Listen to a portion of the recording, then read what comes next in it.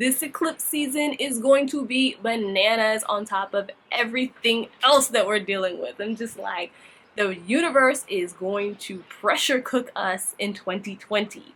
Welcome back to Elevation 44, where we learn how to master our energy. And we do that through three main areas: spiritual alchemy, astrology, and holistic living. It's your girl B. Welcome back to my channel. And if you're new here, welcome. Happy to have you with us today. I'm not gonna lie, you guys, I have been picking up my camera several times. I have picked up my camera several times over the past 2 weeks to try to film something, because I have lots of notes, lots of ideas here that I want to share, lots of things I want to share with you. But this energy really has me feeling some type of way. Like, I'm all in my little bubble right now, and it's been hard to get a video filmed. Every time I pick it up, I put the camera back down because I just don't have it in me to get this out. So I really do want to talk to you guys about this energy, which is why I finally just decided to pick up the camera, get this message out, because I think what we're dealing with energy-wise will make sense once we go into some of the things in this video, and some of the things that you're feeling can be validated. Not only that, I want you to also be on the lookout for what's about to happen, right? Between now and the next few weeks going into summer. June has got a lot of different energy flowing in on top of everything that we're already dealing with. So let's just get right into it, okay? So I'm looking down at my notes because I've got a lot written and I don't want to miss anything. So the first thing we're going to get into is the whole retrograde season. We're right in the middle of retrograde season. We've got 4 planets in retrograde. We've got Venus in retrograde. We've got Jupiter in retrograde. We've got Saturn in retrograde, and we got Pluto in retrograde. So if we weren't already dealing with all of the energies that have been bringing forth some major transformation, we're talking about that Pluto and Saturn conjunction, we're talking about that Pluto and Jupiter conjunction. Like, if we weren't already dealing with enough, now we've got this retrograde season. And I want to go ahead and just kind of break down, like, what retrograde season is for, okay? So first of all, retrograde season is a chance to turn inward, okay? So a lot of what we've been dealing with, and a lot of the energy that we've been in, has been like external facing, like what we see around us, right? And now it's a time to take that light and shine it within and do more, introspection. This is a time for solitude, a time for reflection and meditation, and really just going within. So the first planet that we have retrograding is Venus. And I will also mention that in addition to doing introspection and our reflection and everything like that, it is also a time of testing, right? So, we say, oh yeah, I learned my lesson from that. I learned my lesson from that girl. Yeah, no, I got that. I've already moved on. And sometimes it's like, did we really learn the lesson? So during these retrograde periods, there could be, and there is often likely, depending on what planets are retrograding, testing that comes in to see if you actually did learn your lesson. So people from the past could come back. Situations that are very similar to what you dealt with and said that you moved past or beyond will crop up to see, like, yo, did you really learn your lesson? Are you ready to really move out this cycle? Are you done? So that is something that I will also mention on top of all of the reflection, inward reflection that we're doing. So the first planet that we have in this whole lineup is Venus, right? So Venus went retrograde on May 13th, and Venus is the planet of love, beauty, pleasure, money, and our values, okay? So when this planet is retrograding, we are inward reflecting on a lot of those things. This is shaking up our relationships. This is shaking up a lot of our thoughts and stuff on our own self-images. What is beauty to us? What is love to us? What does that mean? What does that look like? Also our money, right? It also gives us a closer look at our money, how we've been spending our money. What do we value? these are all the things that Venus retrograde allows us to kind of dive more into. Like, so your money can get funny, right? Or if you realize your money has been funny, you might do some inward reflection on, like, what are the things that I need to change in order to, you know, attract more abundance into my life? What are the things that I've been placing stock in and value? Are those things really valuable to me? Like, it's just a chance to kind of sort through all of that stuff. And I know Venus retrograde is usually, people talk about it and they just talk about the relationship aspect of it, and oh, it bringing back exes and stuff from your past, which is true, that can happen and likely will happen. Again, going back to that testing, right? Did you, you know, are you going to pass this test, or are you going to go loop back into the same damn cycle? That's pretty much why these people come back, or situations come back into play. But, you know, people are quick to skip over the other things, like the money and the values and your idea of beauty and idea of your own self-love. Not only love in your relationships, but your own self-love, right? So these are all the things that Venus is asking us to review while it's, you know, retrograde and going in. Now,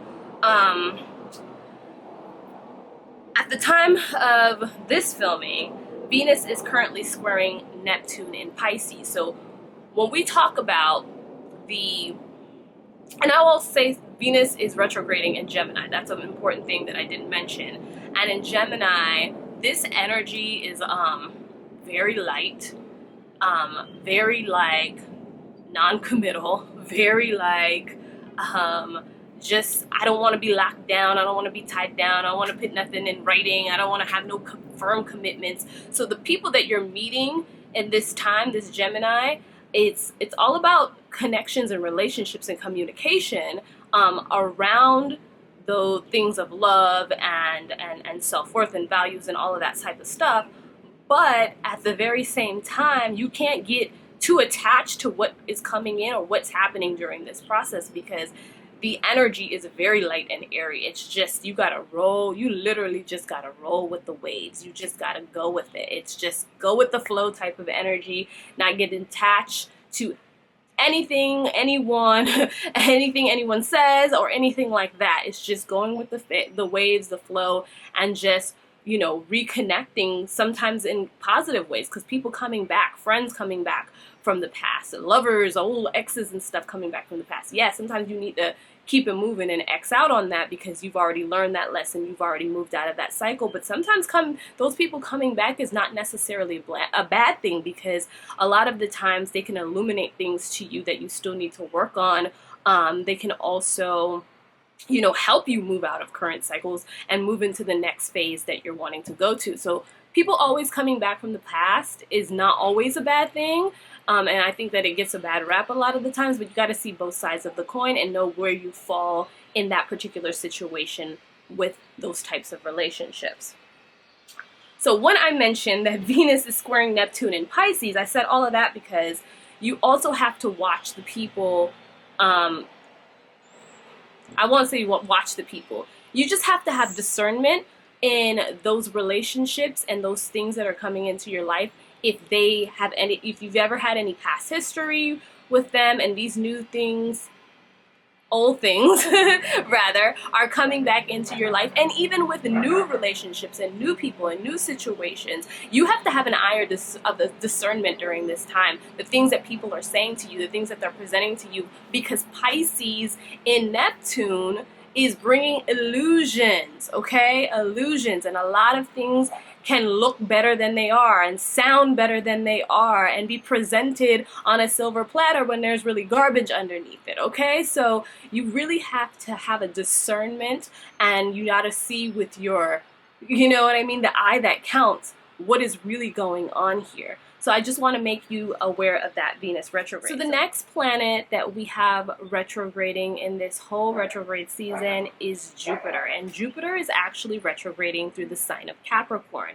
Now, Jupiter is one of those planets that has already been doing big things in the sign of Capricorn before it even going into retrograde. You have Jupiter, Saturn, and Pluto that has been changing the entire structure of the things that we see in terms of government, the way that we do business, authority figures. There's just so much that is happening in Capricorn.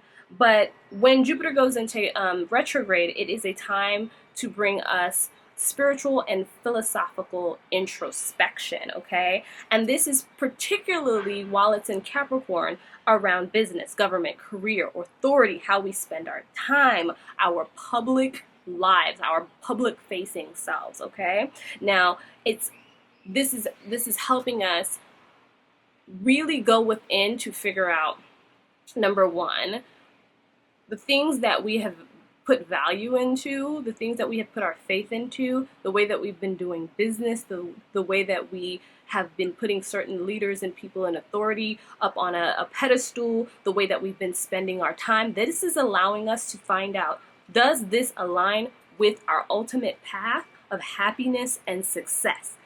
And if it does not, what needs to go? What needs to be cleared out? And Jupiter is actually conjuncting with Pluto at this moment to also just expand that, to really, really, really, like if you had a flashlight on it, Jupiter conjuncting Pluto is going to expand it so that you have a big ass, when you know those big spotlights that you see like outside, just like, you know, I mean a big spotlight on it so that it is like a blaring, like you cannot miss this, like right here, this needs to change. And so this is what the retrograde is going to allow us some more time to go within to figure out, what do we personally align with, and collectively, like what do we want to see, like how do we want this to play out in terms of it being of I wouldn't say of value, but it being more aligned to where we're headed individually and collectively for our overall happiness and success as humanity, right? So that Jupiter retrograde started on May 14th and it will go until September. The third one that we are talking about being in retrograde is Saturn in Aquarius. And Saturn is actually in Aquarius right now retrograding, but it also will move back into the sign of Capricorn. So again, highlighting all those things that I just talked about, you know, business, government, you know, time, authority, like how we are really taking stock of those things and what makes sense and what does not make sense. So during this time, when Saturn is in retrograde, karma is being sorted out. And we see that happening, right? We see karma being sorted out. We see people being taken down from their positions. We see it happening. We're seeing the businesses crumble because they weren't doing the right things to begin with, okay? So that karma is coming back around. But this is also a time of limitation and restriction. So we are already in a position where we've been limited or restricted due to everything that is happening in the world with a certain virus. I keep it surface because YouTube likes to flag a lot of shit. So with what's happening in the world due to a certain virus, we've already had restrictions and limitations placed on us. But this is a time when we can get even heavier restrictions and limitations. And because Saturn is retrograde in Aquarius, when Aquarius is all about freedom, right? It's all about independence and freedom. We can literally get triggered with our anxieties and our fears because we feel like we're being suffocated and we're being boxed in, when all at this time we just want to be free. Okay, so just, you know, take note of that is something that is also happening at the very same time as this karma is coming to knock on people's door. Now, Saturn retrograde started on May 11th, and this will also go into September as well. So a lot of this stuff is going to be running into the fall, a lot of this energy. So the fourth planet that's actually retrograding during this retrograde season was the first planet to kick off this entire retrograde season, and that is Pluto. And Pluto is retrograding in the sign of Capricorn, okay? So another focus on Capricorn energy, everything that we just talked about with Saturn and Jupiter, okay? So this retrograde started on April 25th and will go till October. So like I said, a lot of this energy we're carrying into the fall. So this summer is going to be mad interesting. Now, Pluto, when it's retrograding, this is a chance for us to reflect on power and control. More importantly, our whole struggle with power and control individually, who on the outside of us has been in power and control, and if they've been using it in a way to harm or to help people. And that's also something that you need to reflect on within your own self as well. So this is a chance to do all that reflection. And again, that Jupiter energy that's conjuncting with Pluto is going to expand that and put that spotlight, that big ass spotlight on it, and say, yeah, this is a glaring problem that needs to be addressed. So that is really the benefit of the Pluto retrograde. And that's the retrograde season in totality. There's going to be a lot of elimination. There's going to be a lot of illumination. There's going to be a lot of elimination, right? There's just going to be a lot of revelation. So this retrograde season, it's going to be a tough energy to deal with. But again, if you understand what you're dealing with and how to use it, you can use it to your advantage. And that's why we talk about this stuff, right? So that we're not just under the influence of this energy and just like, staying stuck in our feelings and getting in our own ways, but we're using it to our advantage. Now, another thing that I want to mention is that the North and South nodes, okay, has switched course. Okay, so they have moved out of the signs of Cancer and Capricorn and moved into the signs of Gemini and Sagittarius. This also happened on May 5th. So there is a lot of energy changes, and that's why we are feeling the way that we're feeling. So be easy on yourself. Now, the North Node, in short, is just, it represents our destiny. It's the qualities that we need to develop within ourselves and collectively. The South Node is our karma. It's the qualities or the things that we've always done and we've always relied on doing, and some of those things that we need to let go because we're too heavily reliant and on those qualities and doing things that kind of way. So we need to embrace more of the North Node qualities. I cannot say that. And we need to let go of some of our fixations and some of our fixed energy on this South Node energy. So with it moving out of Cancer, which focused on nurturing ourselves, our family, and our home, and our lives, right?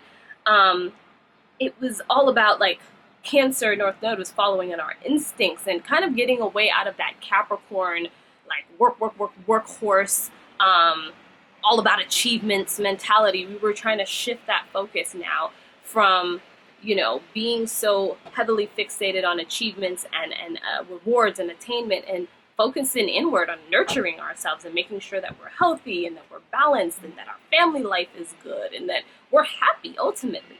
Now, when we switch into Gemini, it is calling us to focus our energies on communication, knowledge, learning, and local travel and exploration and building community. So it is telling us to bring it home. Whereas I think where we've been in the last few decades, I would say, maybe the last 2 decades, we have been like externally global. Like we've been out there. It's all about global travel and connecting across the waters and across the way. And now it's calling us to bring that home. It's calling us to focus on our community and local travel and seeing really what's here in our backyard and appreciating that. It's calling us to expand our minds and go into a higher learning scenario. I apologize because, my neighbors, whenever I get to filming, they want to come out here and drive their cars and start their engines and stuff. So I really apologize for the distractions, and I hope that you guys are able to still hear this. But as I was saying, it's calling us to bring everything in, bring everything home, take stock of what's really around us, build our communities, invest in people in our communities, connect with each other, expand our knowledge, learn some new things. This is really all what the North Node in Gemini is going to bring us. We're going to be, focusing on our relationships and the relationships of people who are closest to us instead of that major global expansion. And then the travel is going to change as a result because you have things happening with, this virus and countries shutting their borders. And, you know, there's just a lot of things happening where it's setting it up where this Gemini North Node is going to be something that is going to be very impactful for us, and we're not really paying attention to it. So I just want to make sure that I put that in there as another energy that is contributing to all of these changes. So the next thing that I want to talk about is Mars, okay? And I've been keeping my eye on this energy because I know it's about to set some stuff off, all right? So Mars is not retrograde, so we're, you know, done with the retrogrades, we're done with the North and South Node, and we're talking about Mars moving into its home sign of Aries, okay? And Mars is at home in Aries, so this can be positive energy. But before I go into that, I will say that it will go into Aries on June 27th. And then it will take us into next year, so it's not going to be exiting out of Aries until January. The tricky thing about Mars being in Aries or moving into Aries, while we have all these other planetary lineups and all this other energy that we're dealing with, is that it's going to make a series of 3 squares to Jupiter, Saturn, and Pluto, okay? And Mars is the planet of action, desire, intensity. It's very high energy, very forward movement, very in your face, very aggressive, and very powerful. So when you have this energy, or this planet moving into its home sign where it is going to be like it's like full force, right? Full force. And you have these squares happening with these planets, like we talked about Jupiter, we talked about Pluto, we talked about Saturn, and they're retrograding and they're already doing their own thing in the other signs. Then what we have is some fire. we have some fires, you know, you just set a fire and you walk away and then you look back and it's like kaboom, right? Like that is the fire that is possible and very likely with Mars being in Aries and squaring all of these planets. Now, this aggressive energy can lead to more restrictions, okay? Frustration, impulsiveness, okay?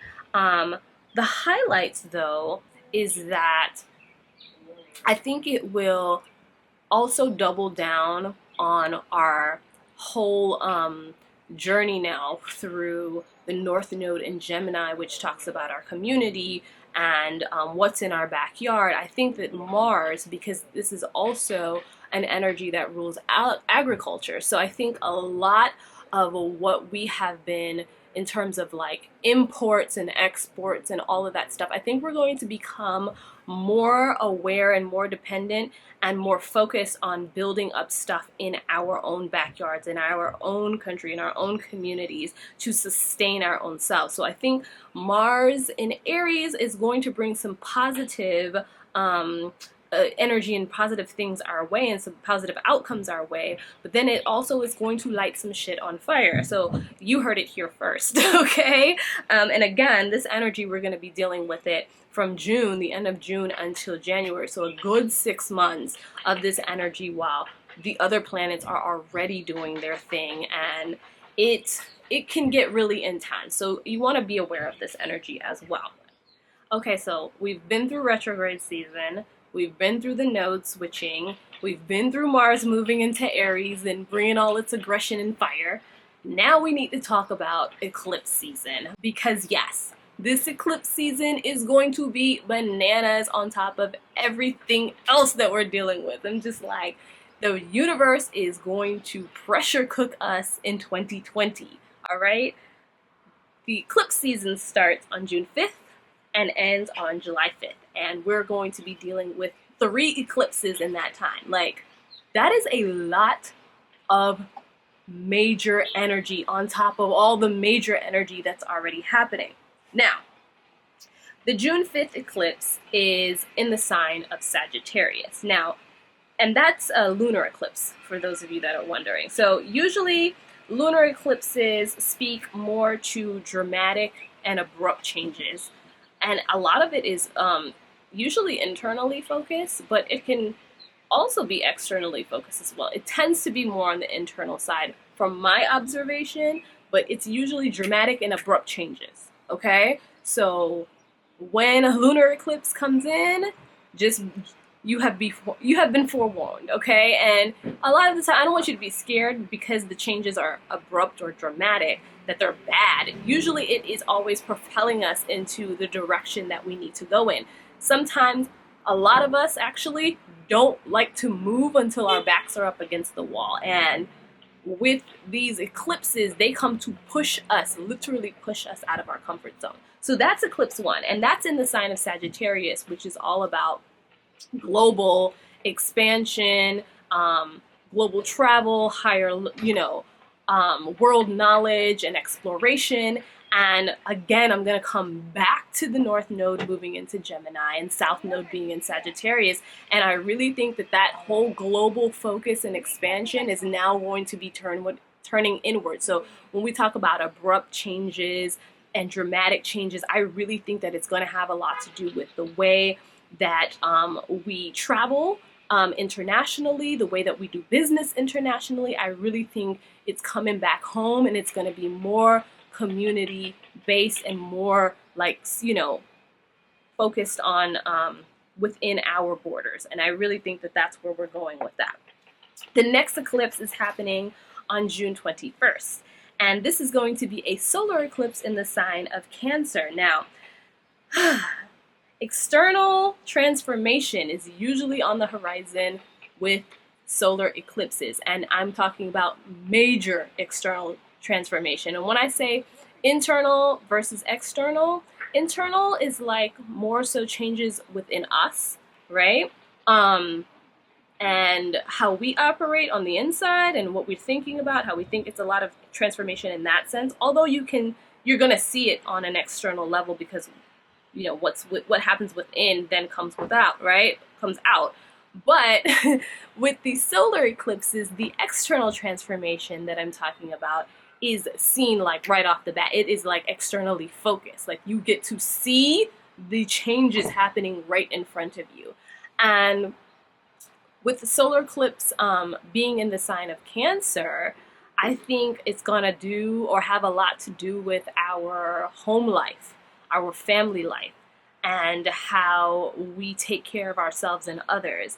And I really, really believe that this pandemic and the nodes switching course and all of this and the eclipse is all combining to help us put the spotlight on things that really matter. I think that when it comes to work and the way people spend their time and stuff like that, I think a lot of that people are going to be changing, or you're going to be seeing the changes of people probably working from home, spending more time with family, homeschooling their children. Like, it's literally going to become more about nurturing self and people going more on their individual paths to happiness and what they feel is success to them, not what we have defined as worldly success. So I really believe that we're going to see some major transformation in terms of what it looks like for people to live and to work and to be, okay? So that is happening on June 21st. And I also would say that this is usually rapid changes too, so we'll see them quickly, and they usually play out over the course of 6 months. And I forgot to mention, with the lunar eclipses, you usually see the results of that between 6 weeks and 6 months. So, I mean, these things that we're going to be seeing, these changes that we're going to be seeing, are going to be coming in pretty quickly.